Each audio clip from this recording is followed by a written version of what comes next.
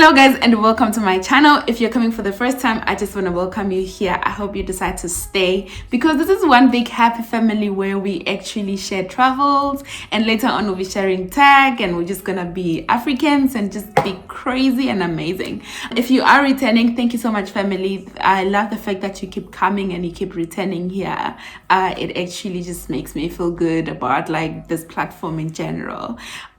So guys, in today's video I just wanted to share, it's actually like you can call it a game. So like I'm just answering questions from the internet, travel questions from the internet. So I've picked 4 questions that I am gonna share with everybody, or rather I'm gonna be answering from the internet. So I don't know what you wanna call this, a travel trivia or whatever the case may be, or travel Q&A. I don't know what you want to call this. You can call it a travel Q&A, but I'm generally going to be answering the questions. So I have the questions on my phone, and I'm just gonna like go through them and answer. Okay, so the first question says, who is the person at home that you miss the most?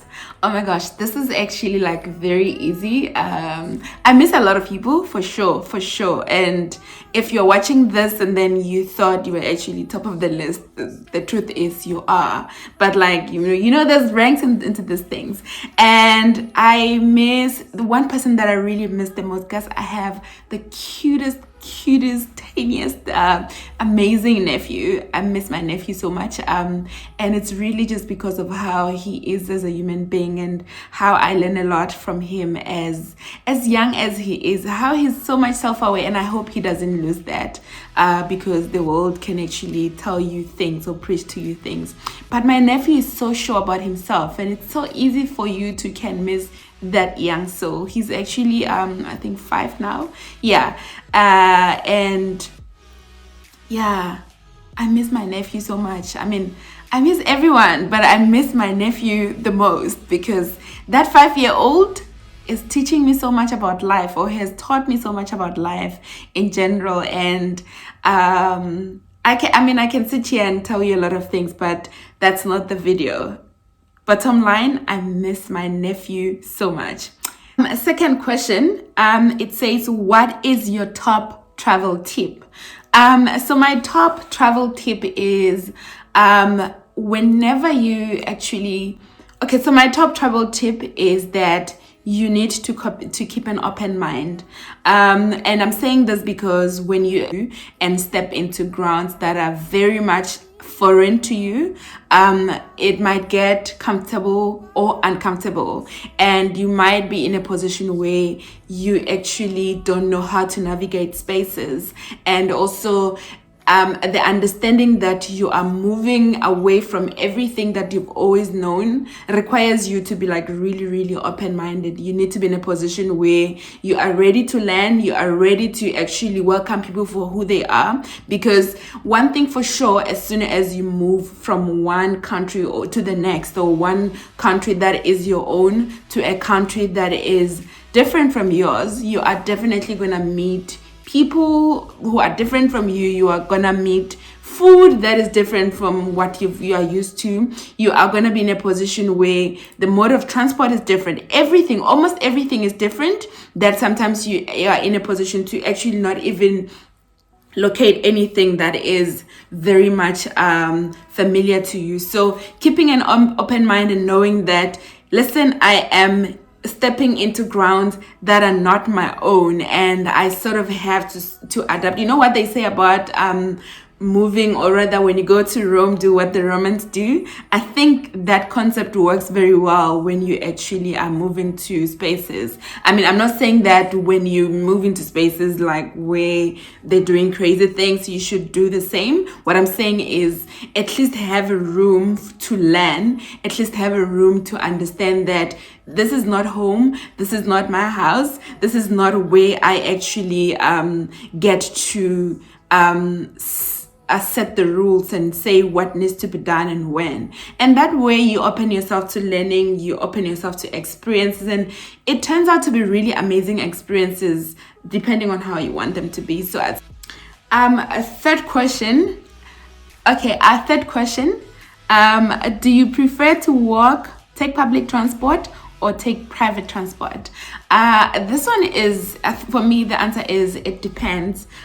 So right now in Austria, one thing that I'm noticing about myself is that I'm embracing walking a lot, and it happens a lot, especially I think with European countries. There's an element of walking that makes life much easier and more beautiful, because also the walkway is a thing. I think everybody embraces walking. So I would say it depends. If I'm in Europe, I definitely would embrace walking. And I don't want to be generic because I haven't been through every part of Europe, but every other part of Europe that I've been, I have appreciated walking because you get to experience and really understand and like just gasp in the architecture. It's amazing. It's really amazing. But like, say you go to the Middle East, for example. Middle East is not, I don't think Middle East is built for pedestrians, in a manner that, first of all, the weather is against you. You cannot be walking in a 50 degrees weather. That's just insane. You cannot be doing that. So because of that, it makes it really hard for you to can actually like really take walks like that. So I think it depends. Again, I think when I was in the US, everything was just so far away from everything, so, to a point that there is no way I would actually walk from this location to the next. I definitely needed transport, and it was actually like really expensive transport because when I was there, I was using Uber, so it was just like really crazy. So this question, definitely it depends on what we're talking about and where we are in the world. Some places are very much favorable for walking. I mean, South Africa in general, you can walk in other places, like in maybe like if I'm in Atteridgeville, I'll definitely walk to some other parts of Atteridgeville, but like I am not gonna like walk to town for sure. It's insane. Like I don't think our place is built like that. But if it's in a place that is built with pedestrians in mind, I definitely don't mind walking. Oh, this was actually a long answer. Fourth question, window or aisle seat? So this is actually easy for me. I think I prefer both. It depends again on the situation.